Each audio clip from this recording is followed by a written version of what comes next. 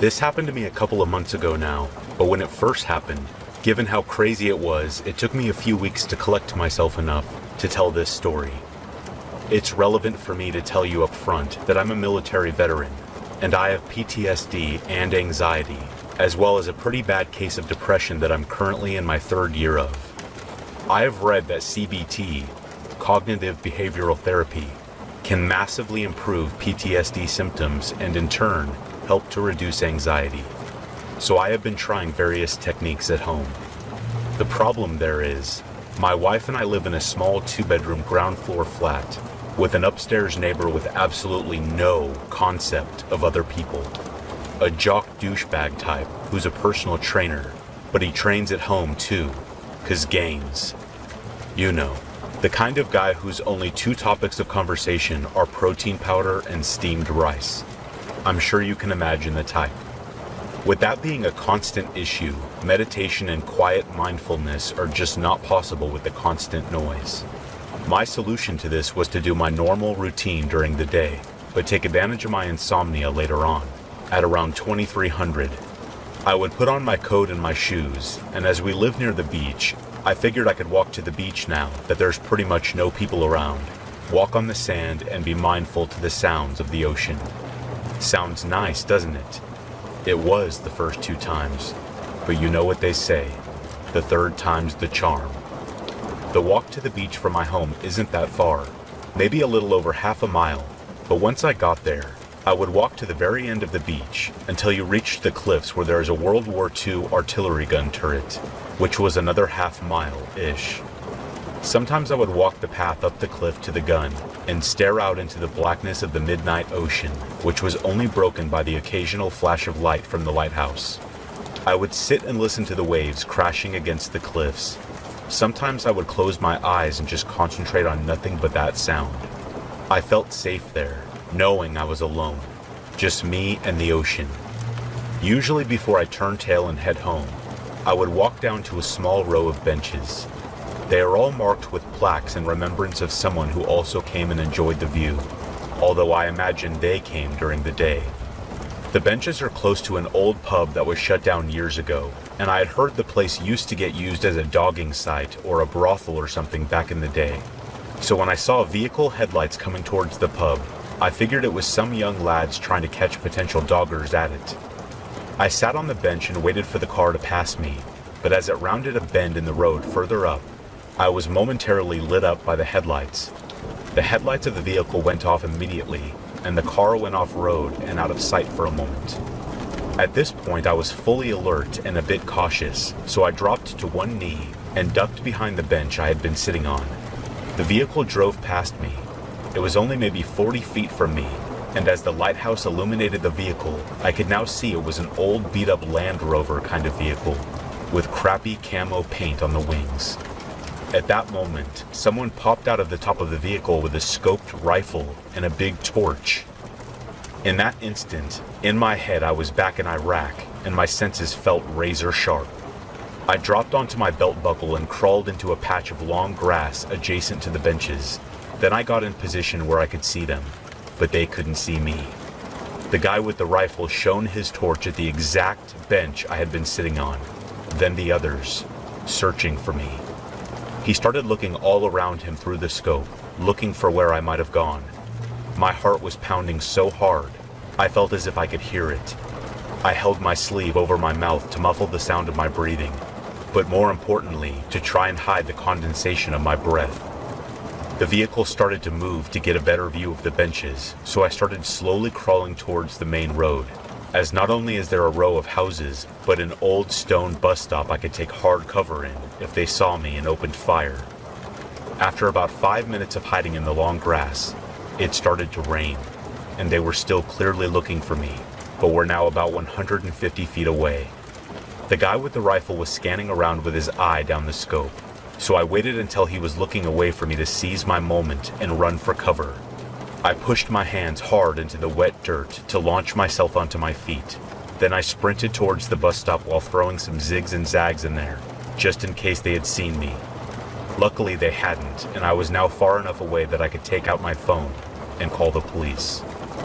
They were there with a riot van and a squad car in about 10 minutes, and as I was talking to the officers in the van, they spotted the gunner's vehicle and took off after them.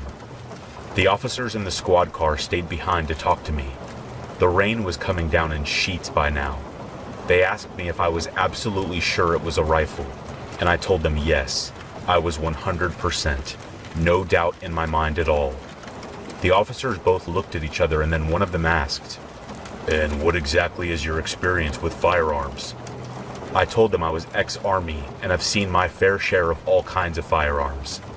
They then asked me what I was doing there after midnight, which is a pretty fair question to be honest. I explained that quite ironically, I was taking a mindfulness walk to ease my PTSD symptoms. They were satisfied with that explanation, if not somewhat amused, and told me that the armed response unit was en route. I asked if they needed me to stay behind and make a statement, but the officers told me not to bother waiting around, because they most likely wouldn't need to take a statement beyond the call I made. And also, it was pissing down with rain, so I should get home and get dry. It was over, but I still felt super wired, and my heart was still thumping hard in my chest. I started the walk home, and when I was about halfway there, a police helicopter buzzed overhead and settled over the area where I'd been sitting on the benches, with the searchlight going. It was right then, it hit me like a shotgun to the chest. That happened. That was real. And it was here. What the hell? My head started swimming. My heart was pounding twice as hard now, and my legs felt like jelly. And my lungs felt glitchy. I couldn't breathe properly. I dropped to my knees, crying in the street in the pouring rain, the only light coming from a nearby street lamp with a flickering bulb. I was gasping for breath, thoughts flashing in my head, thinking that if I had stayed still, if I hadn't hunched behind the bench, if I had done any number of things differently, or hadn't, then I could have gurgled my last breath alone in the dark in the cold, wet dirt, and my wife would be none the wiser till the following day. I have no idea if they were even there for me, and if they were, how could they know I would be there? I had been twice before, I suppose. It's not like there's animals to hunt there beyond foxes. But why hunt foxes from a vehicle with a rifle and a torch at midnight? Anyway, I am not ashamed to say that that experience terrified me. I guess my army training helped me stay alert to stay hidden, but I don't really know. I don't go walking at night anymore, and I have the occasional nightmare about the whole thing.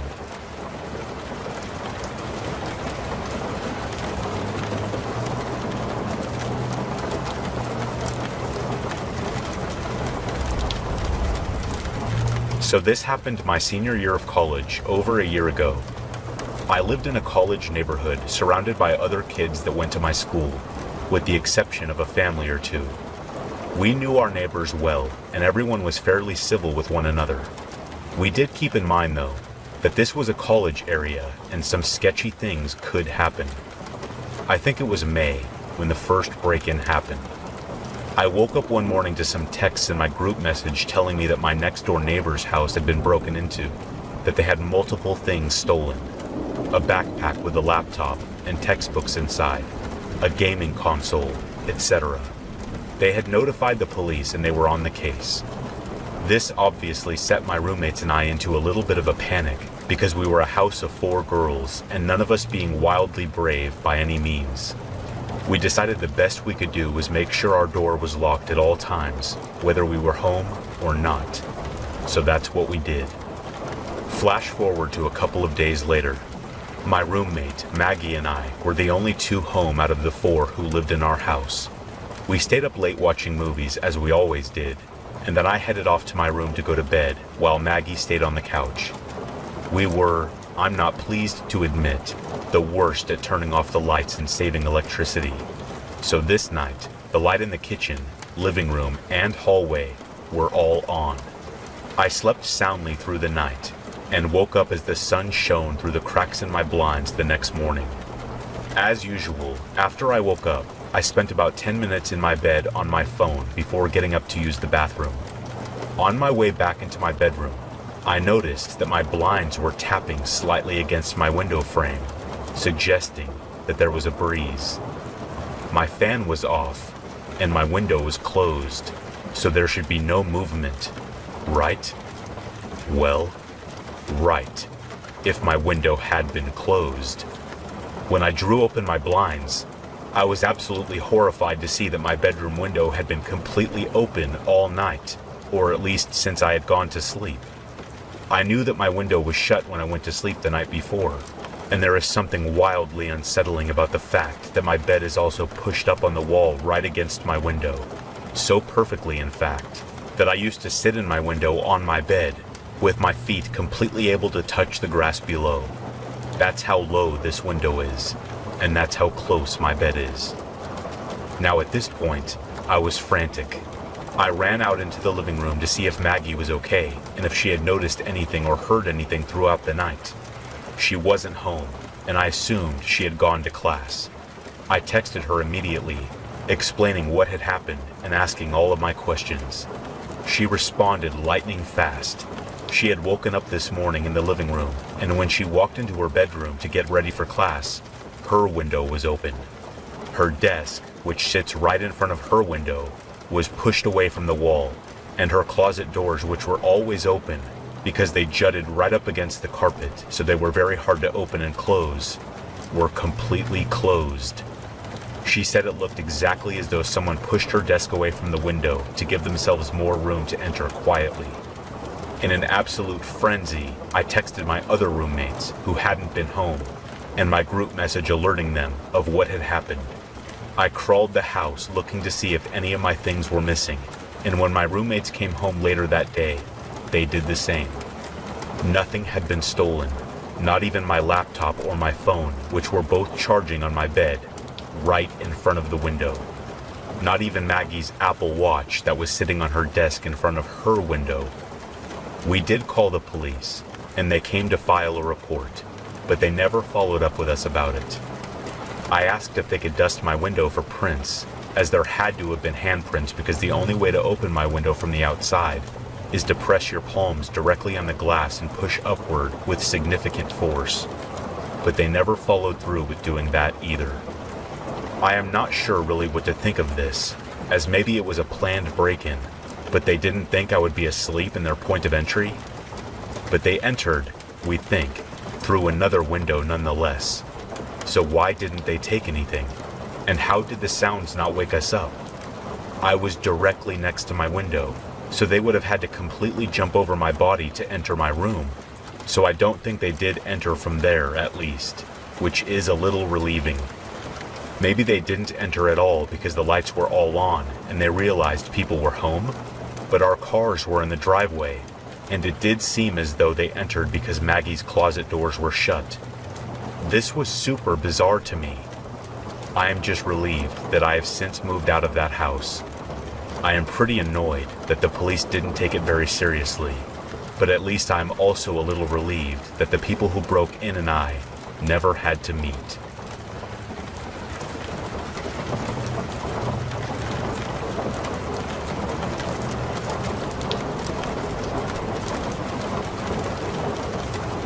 So some background context. This was back in the 90s when our only option was a landline phone and dial-up internet. I was around 8 or 9 years old when my mom started leaving me at home with my oldest brother while she went to work.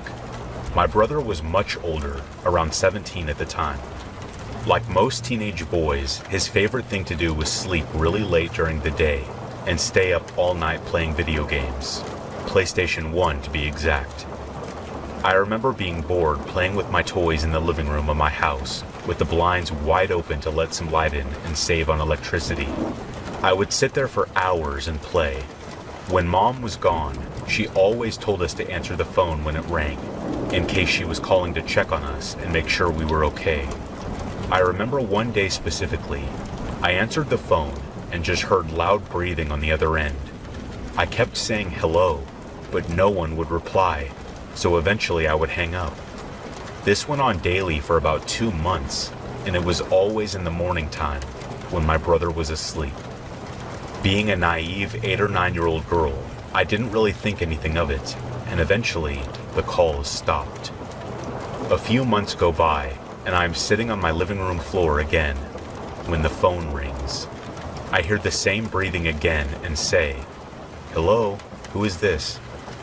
To my surprise, a man replies and says, "Hello, kitten. Do you remember me?" I remember being surprised that he called me kitten, but replying that he had the wrong number. This is where it gets creepy. He then replies, "No, kitten. I have the right number. You're wearing a kitty shirt right now." I remember looking down and immediately panicking and hanging up the phone when I see the tabby kitten on my shirt. The phone then rings again, and I refuse to answer it. I run to wake up my brother, and he sleepily follows me to the living room. The phone rings again, and he answers it, but no one is there. He then unplugs the phone and tells me that it is just my imagination and to leave him alone so he can sleep. Being scared, I decided to close the windows and sit on the couch until my mom got home that afternoon. That night, I told my mom what happened, but my brother told her I was making it up and that he didn't see or hear anything.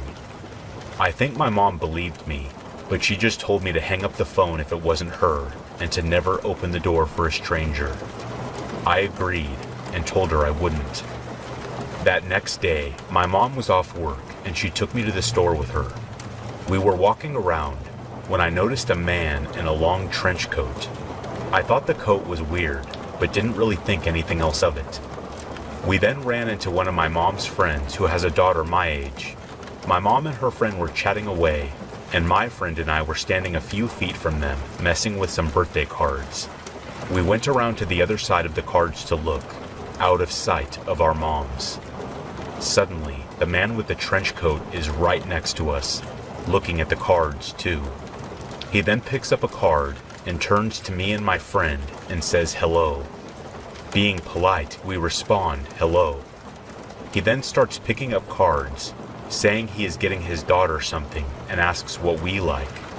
My friend points to a random card and he smiles and says it's nice. He then picks up another card and shows it to us. The card has kittens all over it, and he looks directly at me and says, "I'm sure you like kittens, don't you?" I didn't really know how to respond and remember feeling extremely nervous. He smiled when he saw me getting nervous and says, "Kittens and Barbies." This kicked my fight or flight into action at the young age of 8 or 9. I nervously laughed and said that we had to go back to our moms now. The man then reaches out and grabs my arm. My friend takes off running around the corner to get my mom. The man tries to pull me to the front of the store, but I kick him as hard as I can and go flying out of his grip. He then gets up and runs out the door, about the time that my mom makes it over to me. The police are called and a report is filed. To my knowledge, they never found the man, but my mom was extremely paranoid after hearing the link between the phone calls and the incident. And she found a new house in the city right across from us not even a month later. Thankfully, that was the last time I heard from him.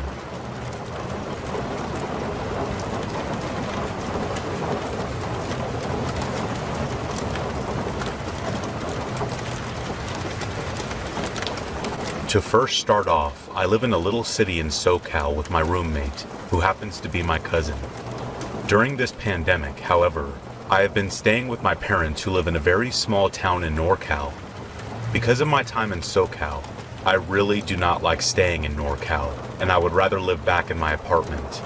The reason why I haven't done that is because my parents think I might get lonely, since everything is closed down and my roommate is not there, as he is also with his parents. However, since I had to go back for a specific reason, my parents wanted me to take their dog, Mocha, so it wouldn't feel as lonely staying there. I loved her, so I didn't mind one bit. Mocha is a small Pomchi dog that loves to play around me and is usually by my side for most of the time. She also loves to go on runs with me, so I occasionally do take her on jogs.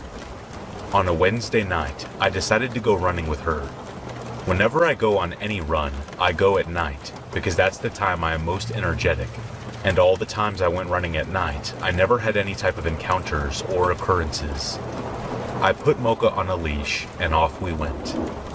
About 20 minutes into our run, I was running through this creek where there was a park next to it and a bunch of trees surrounding it, houses on the other side. The trail was pretty narrow and the street lamps were pretty dim, but still bright enough to see up ahead. As I'm running with music playing, my leash was tugged by Mocha. This usually happens when she wants to go to the bathroom, so I stopped to let her do her thing. But when I turned around, she was in her alert stance, looking straight behind where we had run. I just assumed that she had heard a squirrel or any small animal, as she usually does this when she sees one. I was tugging her leash, telling her, "Let's go. There's nothing there." She didn't oblige at first. She just kept looking behind us. It took me about 4 or 5 tugs before she finally came to me. I resumed playing my music, and we both went off running. I was almost out of the creek, and I would then meet a narrow sidewalk that was straight ahead. The trail only had to take a short turn. Probably a minute or two later, Mocha tugged the leash again and went on her alert stance behind us. She did an aggressive bark and started growling. I stopped and was looking all around behind us. I was kind of freaking out because the trail had a couple turns and curves. This means that something was most likely following us. My first guess was a lost dog, which was unsettling because Mocha is tiny. If it was a big dog, it can easily overpower her. As I was looking around the dim area, for a split second, I saw a black humanoid figure about 15 yards away from me, right behind a bush next to a tree. I immediately turned my eyes in the opposite direction and pretended that I did not see him, but boy, was my heart pounding. I didn't see any figures or his face. I just saw the outline of his upper body. I didn't have any weapons on me as self-defense. If this guy is following me, my best solution is to run off, without him trying to catch me. I tried to act cool and told Mocha, "Let's go." The trail was going to end. I just had to make a turn and it would be a straight sidewalk that was about 300 to 400 yards. There are fences on both sides of the sidewalk, so the only solution was to keep running forward. I jogged to the right as I turned the corner and made sure I was out of view from the person. I went on a full-on sprint as quietly as I could. The sidewalk was ahead of me, so I made sure to just keep running. I kept looking behind me to see if I was really being followed. And about 70 yards away, I saw a person come into view from the turn. And when they saw that I was running, they started sprinting towards me. I started running as fast as I could. I have never sprinted so fast ever in my life. Looking back, I am amazed at how fast I was running, truly. Mocha was keeping up with me somehow. I look over my shoulder and see that the guy is still running behind me. He had a dark hoodie on, dark sweatpants, and appeared to be about 6 feet tall. He was still in about the same distance that I had noticed him in earlier, which means that he ran pretty fast as well. The sidewalk was going to end in about 100 yards, and it would lead to a neighborhood. I thought, maybe I can lose him there. I was slowly getting out of breath. My adrenaline was beginning to die down. I kept sprinting, hoping I wouldn't get tired too quickly. 100 yards. I finally made it to the neighborhood out of breath. This neighborhood was pretty broad, so if I were to keep running, the person would have spotted me right away, and at the pace he was running, it didn't seem like a good idea. My best solution was to hide. I went straight to a random house and jumped over their fence into their backyard. I basically threw Mocha over and then myself. We were both panting, but I tried to keep quiet as I heard footsteps coming by. The guy had finished the trail and was now in the neighborhood. He stopped running, and I heard him panting. I was hearing him mutter as he was out of breath. He kept saying, "What the hell?" I was holding Mocha, petting her so she wouldn't bark or growl. About 5 minutes later, I heard footsteps walking away, and then slowly faded into nothingness. I waited about 10 minutes in complete silence to be sure he wasn't close by, and then I peeked my head around the fence, and I was alone. I got Mocha and went the opposite direction from where I heard the guy go. Even though I was tired, I tried to jog just so I could get home sooner. I kept looking around me. I was very paranoid that the guy would be there, somewhere. I made it back home with no problem, and I have to thank Mocha for pretty much telling me that someone was behind us, following us, stalking us. I don't know how long he was following us or what he was planning on doing. I just hope he didn't get a clear glimpse of my face, and I really hope I never come across him again.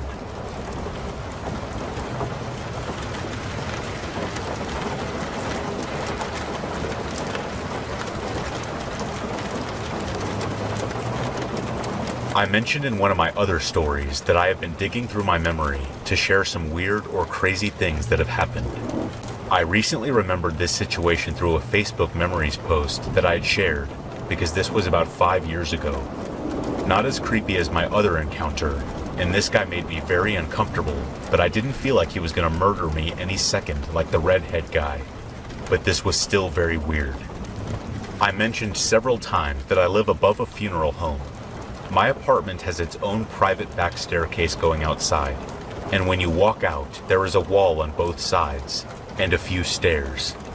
The parking lot is a huge circle basically.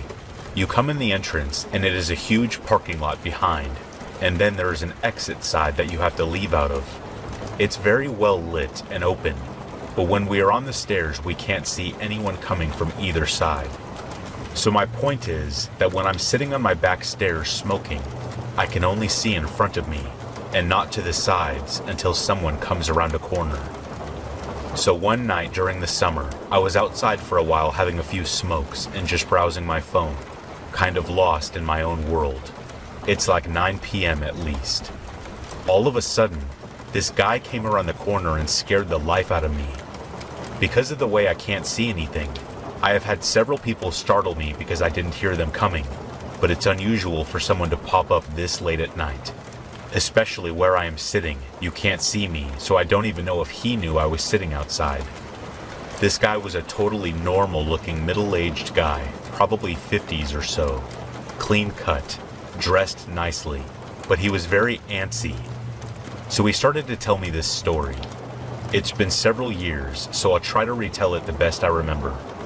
The whole time he has his hands in his pockets and he is just exuding this nervous energy. He tells me that his car broke down right on the main road in front of my house, but a little farther down. There are 2 side streets running down each side of my house. He points down the street to the left. I live right down this street, but my car broke down and I have a tow guy waiting for me, but he won't take my car until I pay him, and I have no money.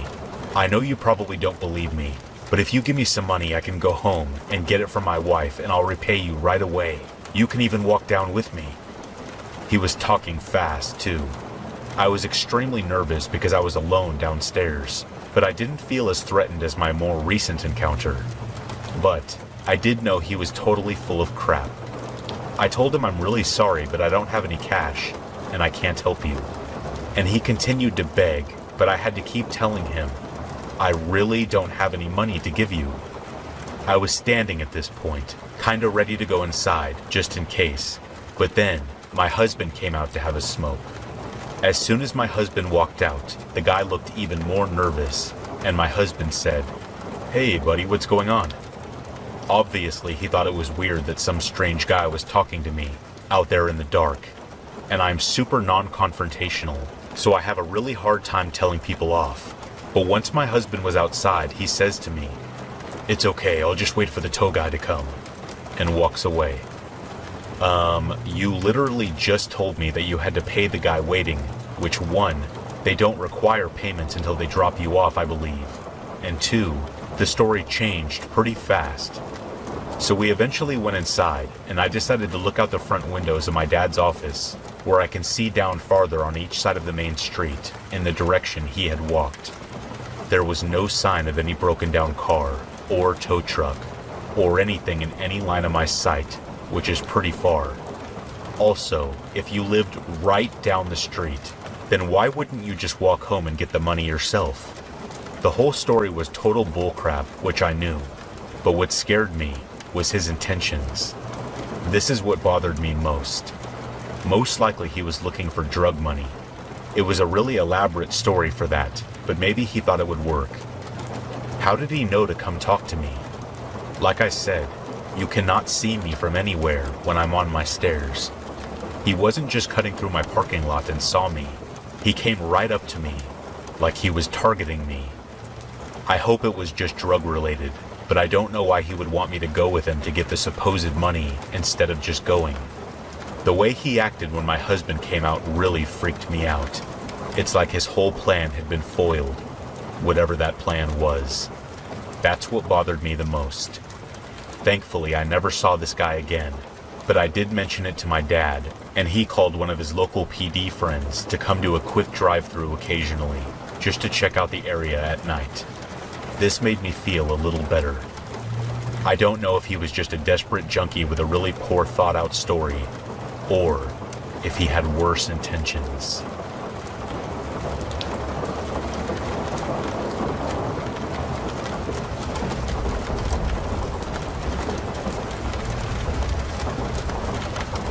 It all started about a month ago. As I was sitting out on my front porch having a cigarette, a random man pops up from around my bushes and walks right up to me. He's pretty tan, slim but fit build to him, probably about 5'7". Walks up and casually asks, "Hey, I couldn't bother you for one of those, right?" It was random at the time, but I didn't mind. I pulled another smoke out, handed it to him, and offered my lighter if he needed it. "Nah, don't worry, Sarge, I don't need it." As soon as he said that, he turned around, placed the cigarette into the branches on the bush, and walked across the street to the house that faces us. I sat there quietly as he did all of this. Why would he ask me for a smoke, then put it in my bush and walk away? Weird. But I don't live in the best area, so I took the smoke and went back inside. Little did I know, that wasn't going to be the last time he does something strange. 2 weeks pass without any problems. My sister brings my niece and nephew over for my mother and I to watch them one Friday afternoon. We got them to settle down to a movie when my dogs dart towards the door, their hair standing up on the backs of their necks, but they weren't barking. I shoo them away from the front door since they are known for getting excited about anything they hear out front.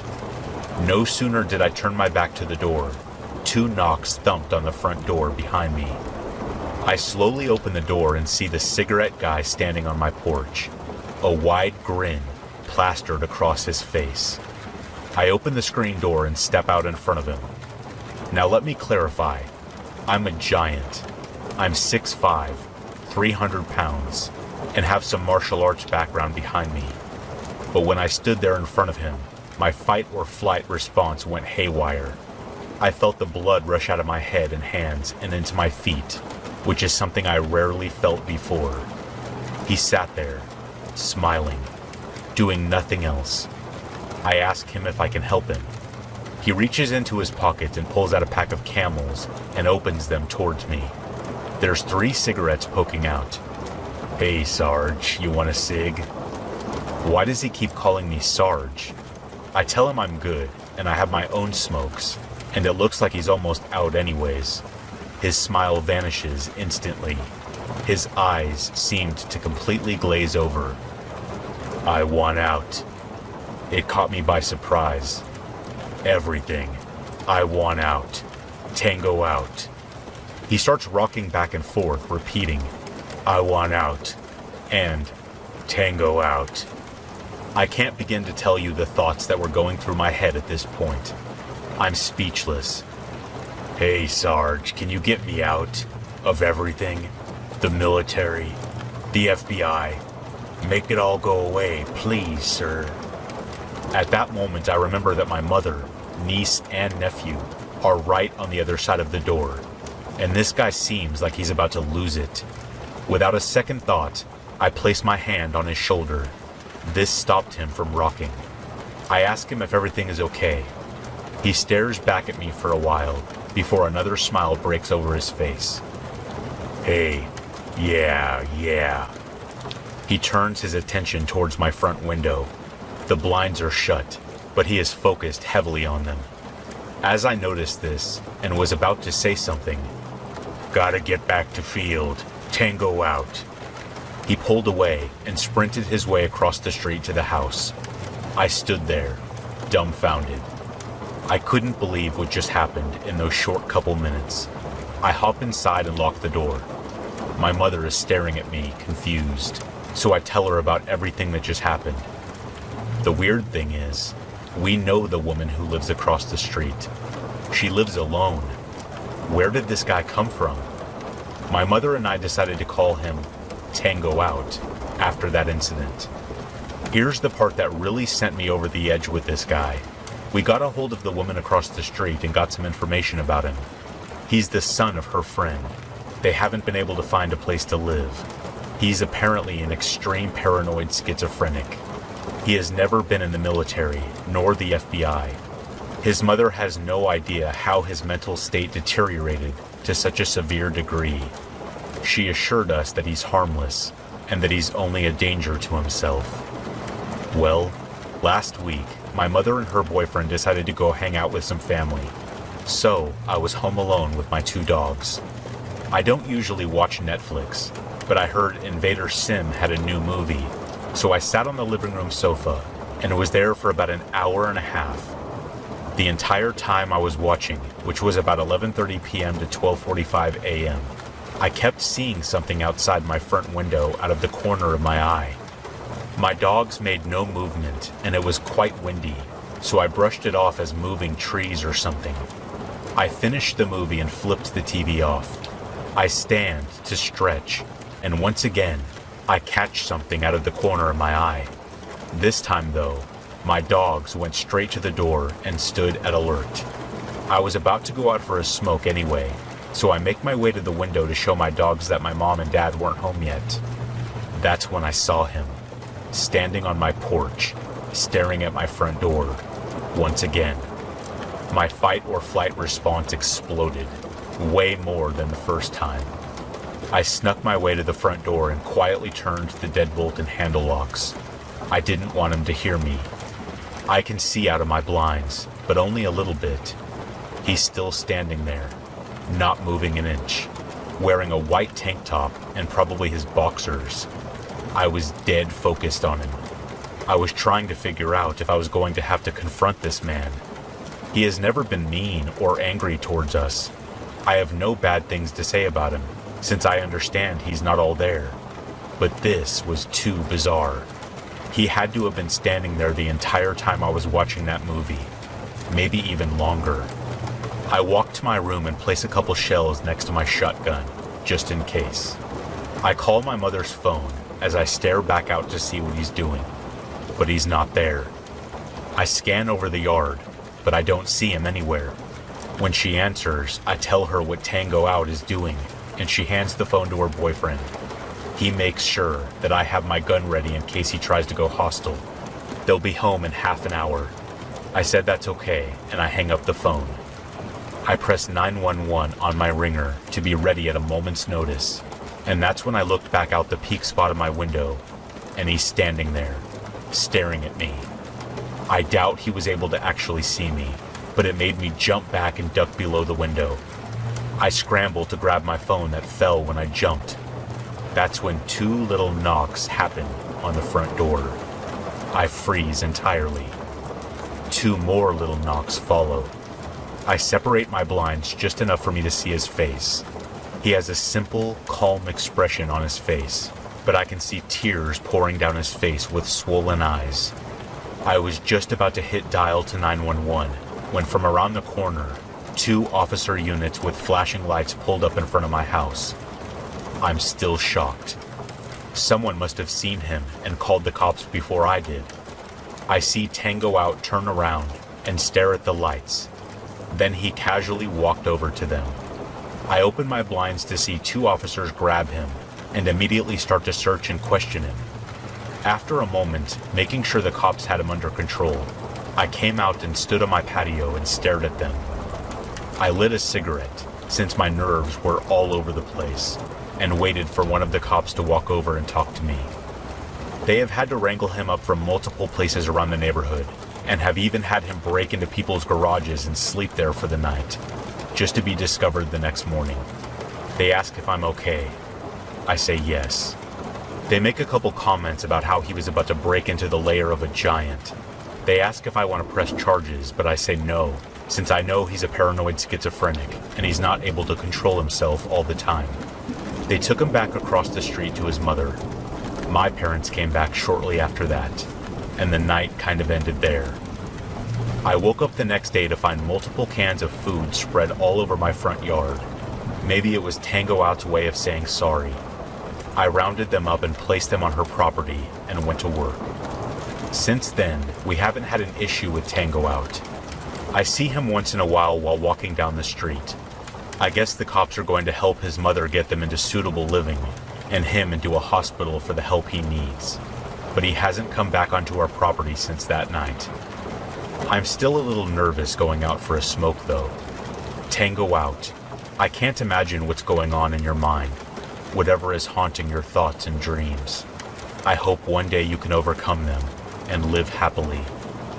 Tango Out and his mother were finally able to get into assisted living thanks to the help of the neighborhood and the local law enforcement. He is finally getting the help that he deserves.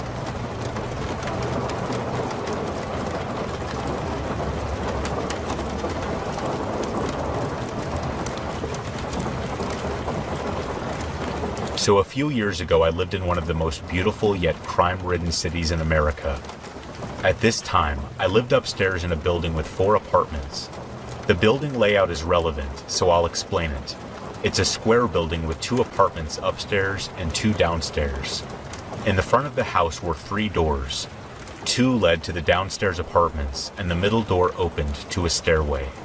At the top of the stairway was a landing, where my and my neighbor's door was located. We upstairs tenants rarely used the front door, unless to get the mail, because our parking was in the alley behind the house, and we had our own individual entrances there. I should also note, the door at the bottom of the front stairs was always locked, even though we also had solid front doors that led directly into our apartments. If you didn't know the building, you might assume the middle door led straight into an apartment, and not a staircase. Anyway, so this all happened when I was about 24 and living on my own with my 2 large, but super friendly pit bulls. The other 3 apartments were all occupied with people who went to the nearby art college. This happened the first week of school break, so everyone had just gone home to visit their family and whatnot. It was about 2 a.m. and I had just gotten into bed when my dogs started getting antsy and running from my bedroom to the front door. I wasn't expecting company, so I decided to look out my peephole. No one was there, and the motion sensor light that goes off when someone gets to the top of the stairs hadn't come on. I calmed my dogs, though they wouldn't take their attention off the door, and went back to bed.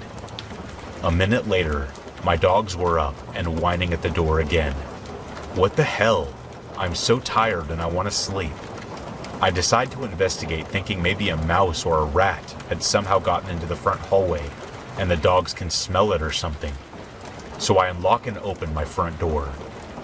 At the bottom of the stairs, and making his way up towards me, was a police officer with his head down, and trying to silently creep up the stairs.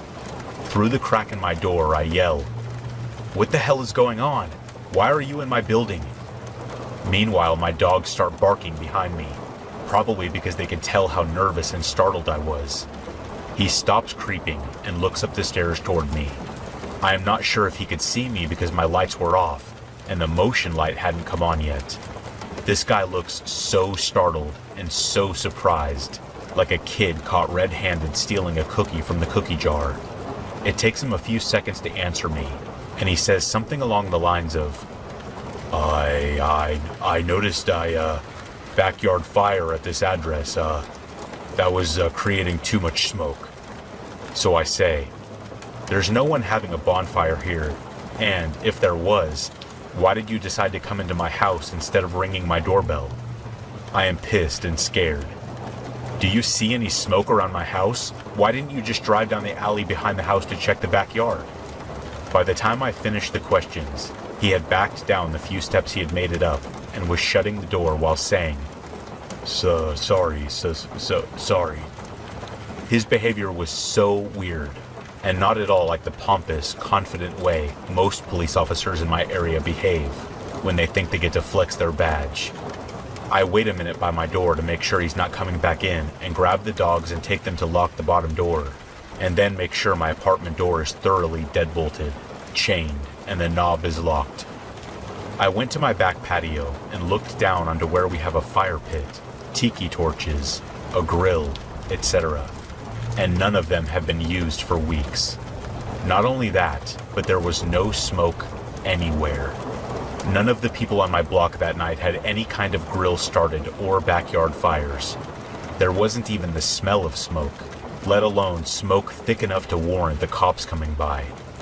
I have no clue what that quote-unquote cop was talking about. Unfortunately, it was too dark to see what he really looked like, aside from tall and white, or get a badge number. And by the time I finished inspecting my backyard for smoke, and went to see if I could get the license plate off of his cruiser, he was gone. The next day, I checked to see if the lock on my front door was broken. There were scratches all over the lock, as if someone had been picking at it. It was a fairly new lock, so the scratches had to have been recent. I called the local precinct and asked if they had a call about my address. They confirmed what I thought. They didn't send anyone out here last night. I ended up asking them to send someone out to take a report. None of the officers who showed up matched what little I saw of the guy from the night before. Of course, no prints were found, and nothing ever came of it. Till this day, I am terrified to call the police to my house in case he shows back up. I shudder to think what the guy's real motivations were, and what would have happened if I didn't have my wonderful dogs there to protect me.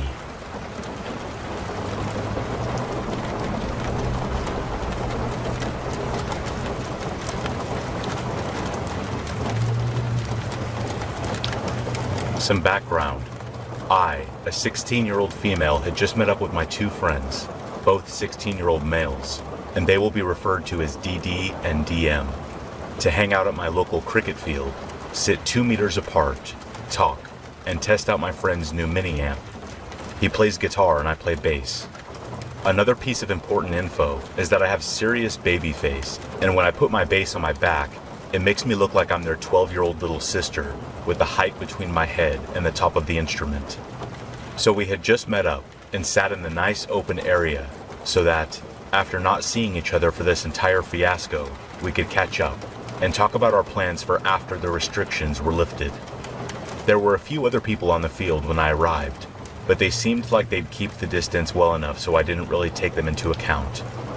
We talked for a while, and 2 of the 3 groups left. A lovely woman who said we should start a band, quote unquote, and a family with 2 small children. The last person was a man sitting on the bench across from the field from us. To put it into perspective, DD was facing away from the man, while DM and I had a clear line of sight to him. As soon as he was the only other person left, I got this strange feeling, like I was being watched. I chalked it up to not being used to having my friend's eyes on me after so long of just calls and messages. That's when I looked back over to the man, and he was looking dead at me, not pretending to hide his gaze by looking away, when I caught him. I looked away after a few seconds, really not wanting to cause anything, and when I looked back, he had diverted his gaze back to the trees or something. Alright, fine, whatever. Maybe he was just looking to see what we were doing, and didn't know how to react when I looked back.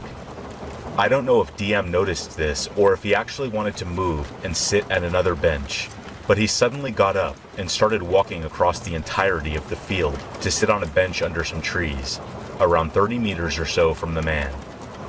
We were waiting for him to come back, but after he got halfway, we got our things together and got up to follow him.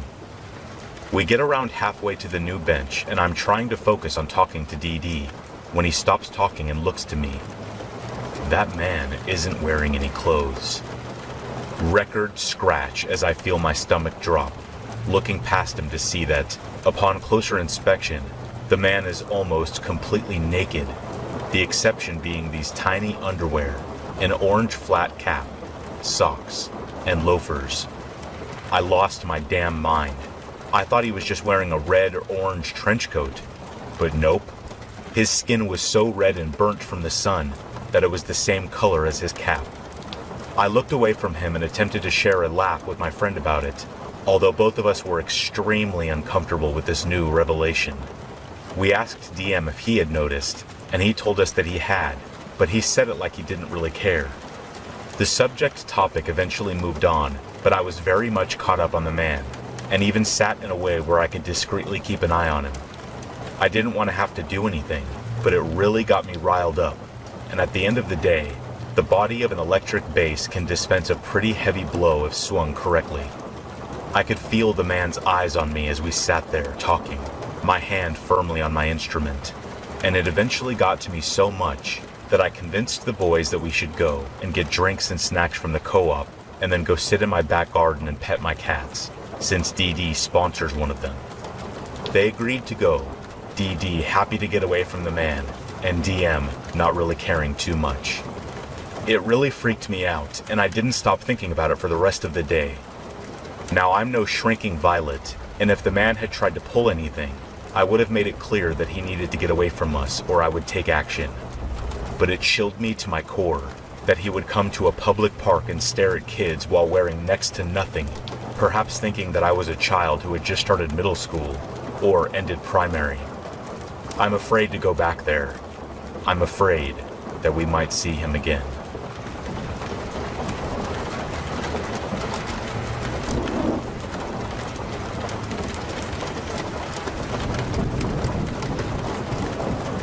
A few years back, I had just moved into a new condo with one of my longtime friends. It was a cozy little place, a very party and drama-free zone for the most part, which suited me just fine. While we were moving in, we met the previous tenants, a very sweet older woman and her son, who was maybe a few years older than I was.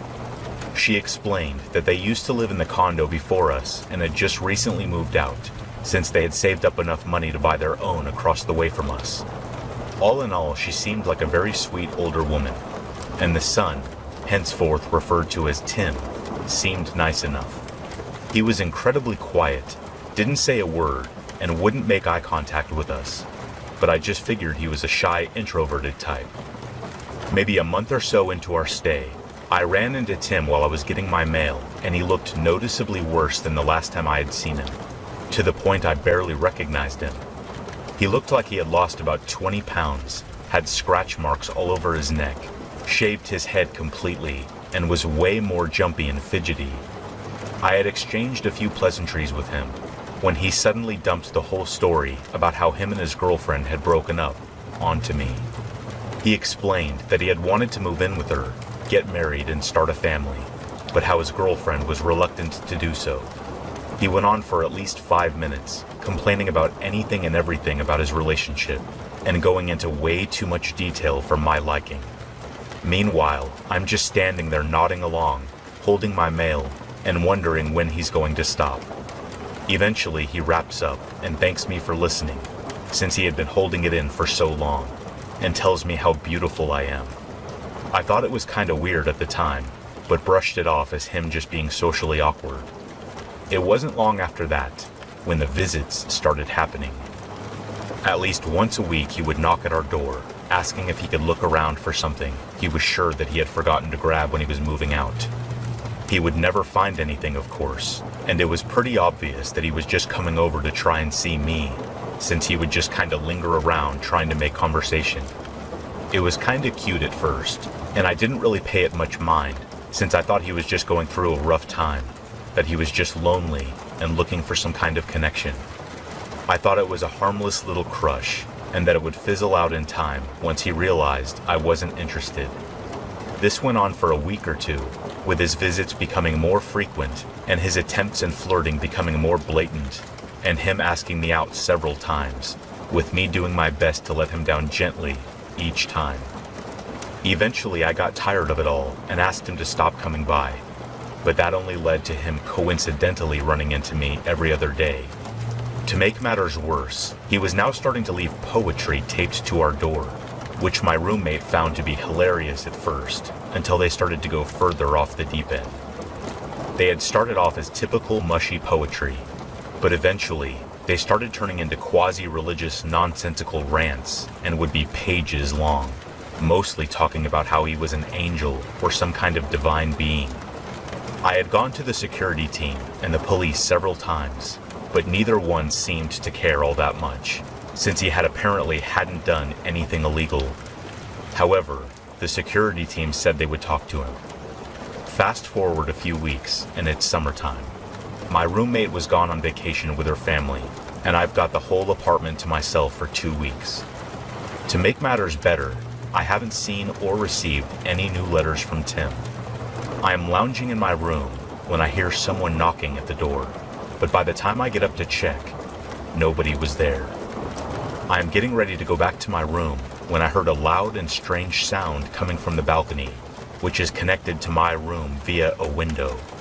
It sounded like something was being ripped or snapped off, and a second or two later, I heard the sound of something heavy hitting the floor of my room, and I immediately ran out the front door, running as fast as I could to the security office.